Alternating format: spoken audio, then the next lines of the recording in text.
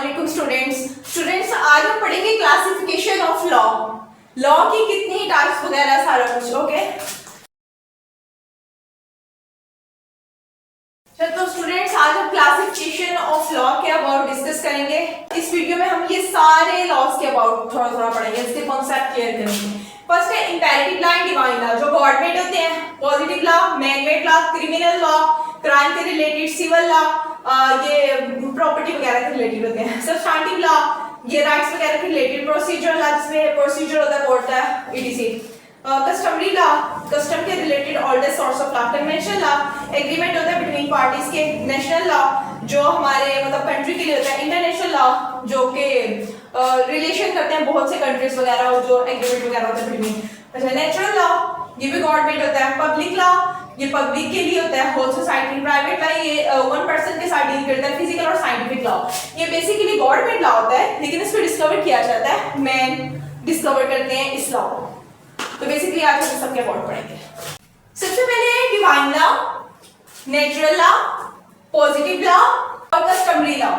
सबसे पहले divine law.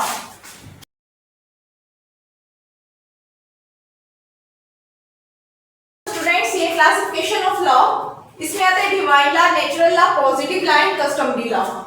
बहुत से लॉज हैं, पहले हम इन चार को डिफाइन करेंगे। ओके 1 2 3 4। फर्स्टली है डिवाइन लॉ।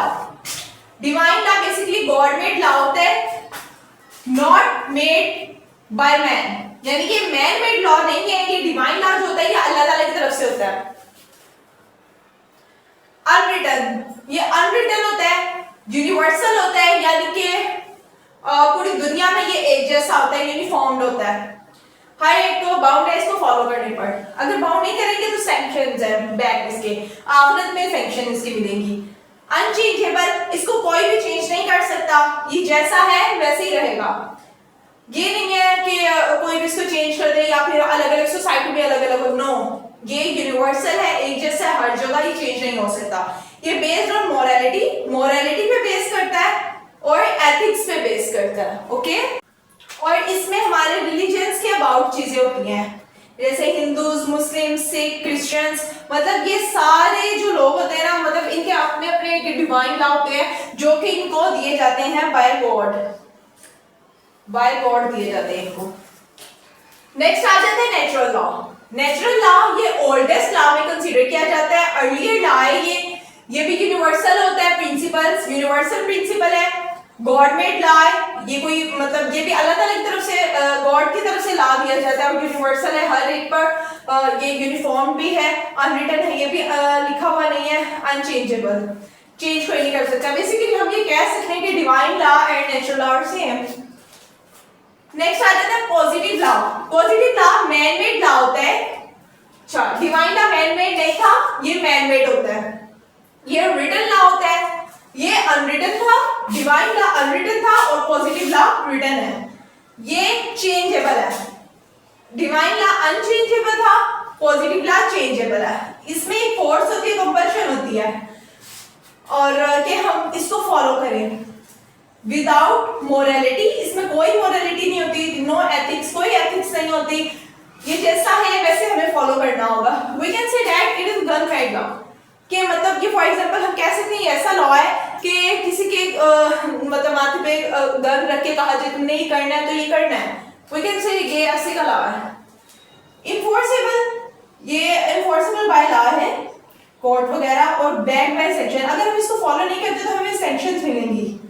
सॉवरेनिटी सॉवरेन होती है इसमें, नॉट एप्लीकेबल यूनिवर्सल, ये पूरी यूनिवर्सल पे नहीं होता, ये वेरियस होता है फ्रॉम सोसाइटी टू सोसाइटी। ये varies from society to society varies करता है, वेरी करता है। नेक्स्ट है कस्टमरी लॉ।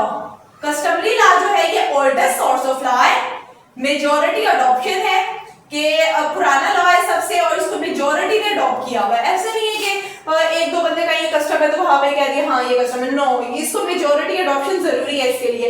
नेक्स्ट ये मौर्य टाइम से होता है, मतलब ये बहुत पुराने जमाने से चलता आ रहा है। ऐसा नहीं है कि आजकल बना और हमने इसको कस्टम का नाम दे दिया। नो, नेक्स्ट है varies from society to society, मतलब ये ना हर सोसाइटी का जो है ना वो अलग अलग होता है कस्टम, मोस्टली सेम भी होते हैं हर जो है रिलीजन वगैरह भी, हर सोसाइटी वगैरह वो इसको डिफरेंट रखती है एक दूसरे से। नेक्स्ट है प्रैक्टिस ऑफ कॉमन पीपल है। स्टूडेंट्स आगे है फिजिकल और scientific law, civil law, criminal law and conventional law, इसको हम डिस्कस करेंगे।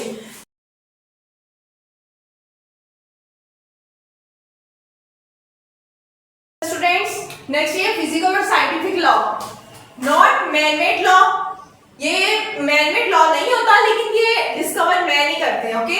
गॉड मेड लॉ होता है, ऑलवेज डिस्कवर्ड। फॉर एग्जांपल हम ग्रेविटी की एग्जांपल ले सकते हैं। ग्रेविटी एक गॉड मेड लॉ है, लेकिन इसको डिस्कवर किया है मैन ने। नेक्स्ट ये यूनिवर्सल होता है, यूनिफॉर्म्ड होता है, यानी कि ये हर जगह एक जैसा। ऐसा नहीं है कि पाकिस्तान में ग्रेविटी है अदर कंट्रीज में नहीं है, नो, ये हर जगह एक जैसा होता है। अनचेंजेबल, कोई इसको चेंज नहीं कर सकता। नेक्स्ट है कन्वेंशनल लॉ, ये एग्रीमेंट होता है बिटवीन पार्टीज और स्टेट। ये किसी स्टेट के दरमियान या पार्टीज के दरमियान एक एग्रीमेंट हो सकता है। और इनफोर्सेबल बाय लॉ होता है, रिकॉग्नाइज्ड बाय लॉ होता है, ठीक है। रिकॉग्नाइज्ड और इनफोर्सेबल बाय लॉ होता है। नेक्स्ट है सिविल लॉ और क्रिमिनल लॉ। इसमें to determination of rights between parties, इसमें राइट्स को डिटरमिनेशन किया जाता है अमंग द पार्टीज में, यानी कि पार्टीज के दरमियान राइट्स डिटरमाइन किए जाते हैं, जिसका होता है उसको दिया जाता है। ज्यादातर इसमें ना कॉन्ट्रैक्ट होता है, एग्रीमेंट होता है, फैमिली केसेस होते हैं यानी डिवोर्स वगैरह के, और प्रॉपर्टी रिलेटेड होते हैं सिविल लॉ में।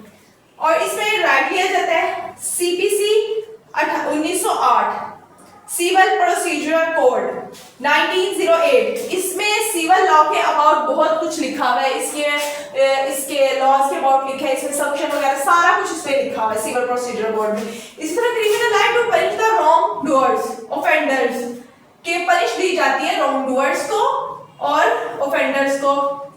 इसके अंदर क्या होता है, कत्ल, ये मतलब कत्ल के नेचर के होते हैं, कत्ल, रॉबरी, रेप, किडनैपिंग, अबडक्शन, ये चीजें होती हैं इसमें सारी क्रिमिनल लॉ में। इसमें प्रॉपर इन्वेस्टिगेशन की जाती है, सैंक्शंस होती हैं, इसमें सैंक्शंस हो सकती हैं, डेथ पनिशमेंट हो सकती है, इसमें फाइन्स वगैरह की होती है, ठीक है। और जो है ये इसमें डेथ वगैरह की हो सकती है और लाइफ इम्प्रिजनमेंट हो सकती है, etc। ये लिखा है सीआरपीसी में 1898, ये लिखा हुआ है सीआरपीसी में 1898। Criminal procedural code, criminal procedural code में क्रिमिनल लॉ के अबाउट ऑल लिखा हुआ है।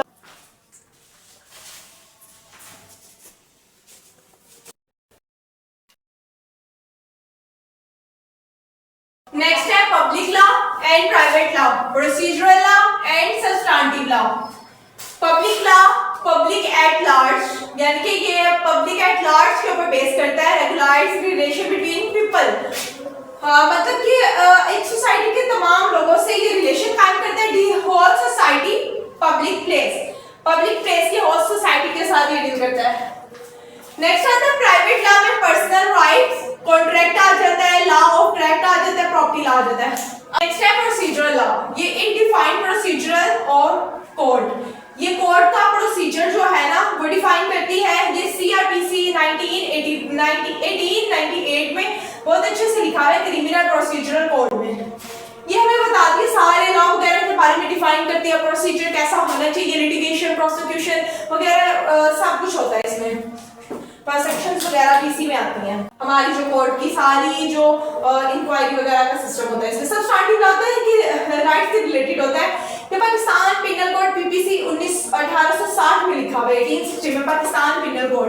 इसमें सब स्टार्टिंग लॉ वगैरह को डिफाइन किया हुआ है, इसकी पैनल्स को, मतलब पनिशमेंट्स वगैरह ऑल को। तो स्टूडेंट्स बस ये था आज के टॉपिक। अब ये जितने भी लॉ वगैरह है ना, इनके अबाउट एक अलग अलग से वीडियो बनाई गई है शॉर्ट। तो कॉन्सेप्ट वगैरह तो होपफुली आप लोगों के यहाँ क्लियर होंगे। अगर मटेरियल इनके अबाउट और चाहिए तो आप वहाँ से ले सकते हैं। इसके अलावा अगर किसी को नोट्स वगैरह चाहिए तो वो आप कमेंट में बताएं, मैं आपको शेयर कर दूंगी इंशाल्लाह।